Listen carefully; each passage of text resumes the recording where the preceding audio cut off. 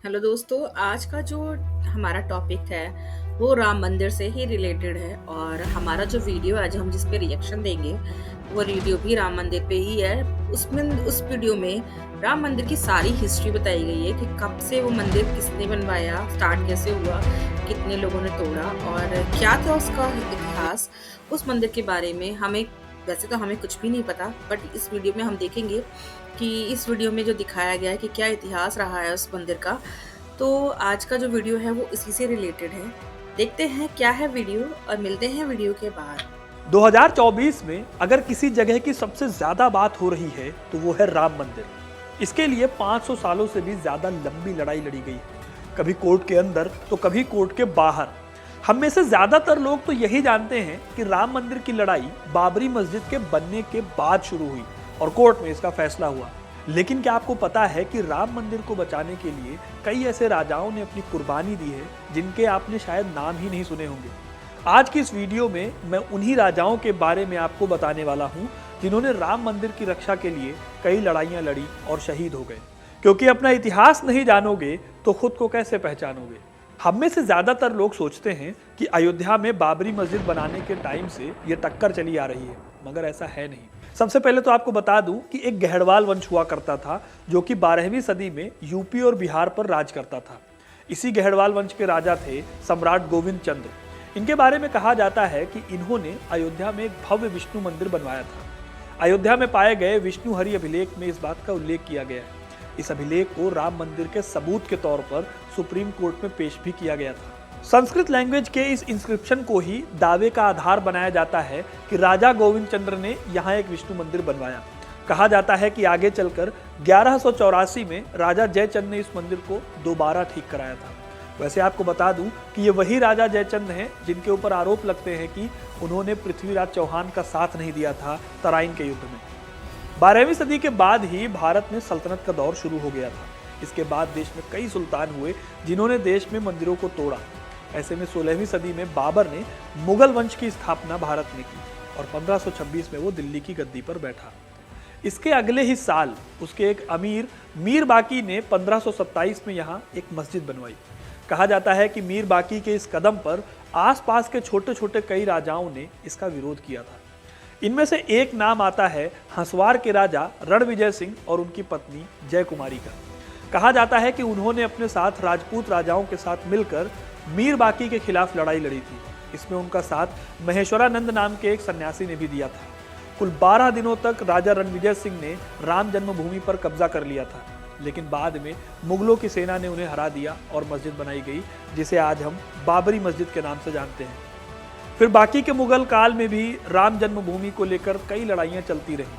अकबर ने यहाँ पर बाद में एक चबूतरा बनवा दिया था। अब मस्जिद बन गई थी, लेकिन लोग राम जन्मभूमि को भूले नहीं थे। इसीलिए जब औरंगजेब बादशाह बना तो उसने जब अपनी कट्टर धार्मिक नीतियां लागू की तो फिर से राम जन्मभूमि को लेकर लड़ाइयां शुरू हो गई। 1678 से 1707 के बीच कई लड़ाइयां लड़ी गई। राजेपुर के ठाकुर गजराज सिंह, सिसिंडा के कुंवर गोपाल सिंह, ठाकुर जगदम्बा सिंह, बाबा केशव दास और हजारों राजपूतों ने मिलकर ये लड़ाइयां लड़ी थी। राम मंदिर के लिए मुगलों को चुनौती दी गई थी, लेकिन उनके हाथ हार लगी। अयोध्या की लोक कथाओं में ठाकुर जगदम्बा सिंह का खूब नाम है। कहा जाता है कि उन्होंने बड़ी वीरता से लड़ाई लड़ी थी, लेकिन मुगलों से वो कामयाब नहीं हो पाए। हालांकि इस दौर की इन लड़ाइयों को कई इतिहासकार सही नहीं मानते, क्योंकि इसके सबूत बहुत कम हैं। लेकिन राम मंदिर पर आस्था रखने वाले लोगों के लिए ये सारे लोग हीरो हैं। अगर कहानी में आगे बढ़ें तो औरंगजेब की मौत के बाद मुगल साम्राज्य कमजोर पड़ने लगा था। इस दौरान 1717 में जयपुर के राजा सवाई जयसिंह द्वितीय ने देश भर के कई तीर्थ स्थलों पर टाउनशिप बनवाई। ये किलेबंदे के साथ बनाई गई टाउनशिप थी। इन्हें प्रयागराज, मथुरा, काशी, उज्जैन के साथ साथ हमारी अयोध्या में भी बनाया गया था।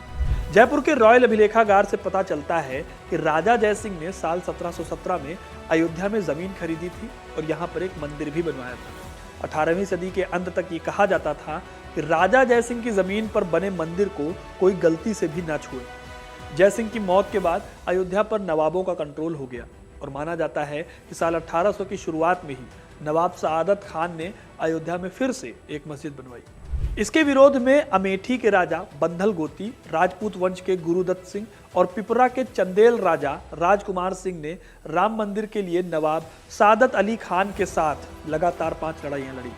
इस लड़ाई को लेकर भी कोई बड़ा सबूत नहीं मिलता, लेकिन अमेठी के राजा को लेकर आज भी अयोध्या के लोगों में सम्मान है। ठीक ऐसे ही मकरही नाम की रियासत के राजा ने 1814 से 1836 के बीच राम जन्मभूमि को मुक्त कराने के लिए नवाब नसीरुद्दीन हैदर के खिलाफ 3 लड़ाइयां लड़ी। कहा जाता है कि गोंडा के राजा देवी बख्श सिंह ने अवध क्षेत्र के सभी तालुकेदार और छोटे राज्यों को इकट्ठा किया और 1847 से 52 के बीच कई लड़ाइयां लड़ी। इस दौर में अंग्रेजों का भारत के एक बड़े हिस्से पर दबदबा हो गया था और अवध के नवाबों के ऊपर अंग्रेजों की चलने लगी थी। ऐसे में जब 1852 का दंगा हुआ तो अंग्रेजों ने बीच बचाव किया और बाबरी मस्जिद के पास एक चबूतरा बनाकर वहां भगवान राम की पूजा करने के लिए जगह दे दी। फिर तो आपको पता ही है कि अंग्रेजों के आने के बाद से लड़ाई कानूनी हो गई। कोई बड़े राजा रह नहीं गए थे अंग्रेजों के जमाने में, तो फिर से मैदान में हथियारों के साथ लड़ाई लड़ने वाले लोग नहीं बचे थे। केस अदालत में घूमता रहा। इस बीच 1990 में बाबरी का विवादित ढांचा गिरा दिया गया और 9 नवंबर 2019 के दिन तय होता है कि लोगों के काम या बलिदान व्यर्थ नहीं जाते। राम मंदिर बनाने का फैसला आया। तब का और आज का दिन है कि राम मंदिर बनकर तैयार है और इसी महीने इस मंदिर का उद्घाटन होने वाला है। अब आप ये बताइए कमेंट करके कि आप इनमें से कितने राजाओं को जानते थे और कितनों को आज आपने पहली बार उनका नाम सुना है। अगर वीडियो पसंद आई है तो इसे लाइक और शेयर करना ना भूलें और ऐसी तमाम इंटरेस्टिंग कहानियों के लिए हिस्ट्री कनेक्ट को सब्सक्राइब जरूर करें। धन्यवाद। तो दोस्तों ये था आज का वीडियो। और हम लोगों में से बहुत से लोगों को नहीं पता है राम मंदिर की जो हिस्ट्री है, जो इतिहास है उसके बारे में, कि कैसे लोगों ने इसको तोड़ा और कैसे इसको रीबिल्ड किया गया, वापस से बार बार बनाया गया। किन किन राजाओं का इसमें हाथ था, किसने इसमें बाबरी मस्जिद बनाई। बाबरी मस्जिद के बारे में लोगों को पता है कैसे बनी, कि मीर बाकी ने बनाई थी बाबर के शासन में, लेकिन उससे पहले का इतिहास लोगों को नहीं पता। इवन मुझे भी नहीं पता था कि इसके बारे में कि किस किस राजाओं ने, राजा जयचंद हमारे शहर के राजा थे और हमें ही उसके बारे में इतनी नॉलेज नहीं है क्योंकि हमें हिस्ट्री ज़्यादा पता ही नहीं है, हमें ज़्यादा पढ़ाई नहीं गई हिस्ट्री। और राजा जयचंद को घोषित किया गया है एक गद्दार क्योंकि उन्होंने पृथ्वीराज चौहान के अगेंस्ट जाके काम किया, लेकिन उनकी हिस्ट्री कुछ और है। हमें उस तरीके से पढ़ाया नहीं गया, बस हमें ये बताया गया कि वो गद्दार थे। तो ये हिस्ट्री हमें किसी ने नहीं पढ़ाई, किसी ने नहीं बताया कि इसके पहले का क्या हुआ था। केस जो चल रहा है वो 134 साल पहले से चल रहा है, उससे पहले का हिस्ट्री। राम मंदिर आज का नहीं है, राम मंदिर बहुत पुराना है, कितने हजार साल पुराना है किसी को नहीं पता, ठीक है ना। तो अभी जो हिस्ट्री हमको पता है सिर्फ वो 134 साल की है कि वो हमने कानूनी लड़ाई लड़ी, उसके बाद हम ये इसका वर्डिक्ट आया, उसका फैसला आया और हमने ये देखा कि राम मंदिर अब तैयार हो गया है। इस 22 तारीख को प्राण प्रतिष्ठा होने वाली है और 24 तारीख को इसको खोल दिया जाएगा पब्लिक के लिए। हम भी कोशिश करेंगे वहाँ जाने की, उस मंदिर के दर्शन करने की, क्योंकि हमें भी मौका मिलेगा। यूपी में मंदिर है और ये हमारे लिए बहुत खुशी की बात है कि हमें पहले भी मैंने इस मंदिर को विजिट किया हुआ है और उसमें तब भगवान राम जो थे वो टेंट के अंदर रखे हुए थे, लेकिन अभी उनका एक भव्य मंदिर बन चुका है। तो आप वो एक्सपीरियंस भी करना चाहेंगे, क्योंकि जब मैंने भगवान राम को टेंट के अंदर देखा था तो इट वॉज वेरी पेनफुल कि मतलब भगवान राम को एक टेंट के अंदर रखा। ये भी भव्य मंदिर बना तो उसको भी देखना हमारा कर्तव्य बन जाना चाहिए हमें, ये सबको जाना चाहिए, सबको देखना चाहिए। तो ये था इसकी हिस्ट्री। तो अगर वीडियो पसंद आया हो तो हमारे वीडियो को पे कमेंट करिएगा कि आपको इसके बारे में पहले से मालूम था कि नहीं मालूम था हिस्ट्रीज की। और वीडियो अच्छा लगे तो चैनल को सब्सक्राइब कीजिएगा। मिलते हैं नेक्स्ट वीडियो में, तब तक के लिए थैंक यू सो मच।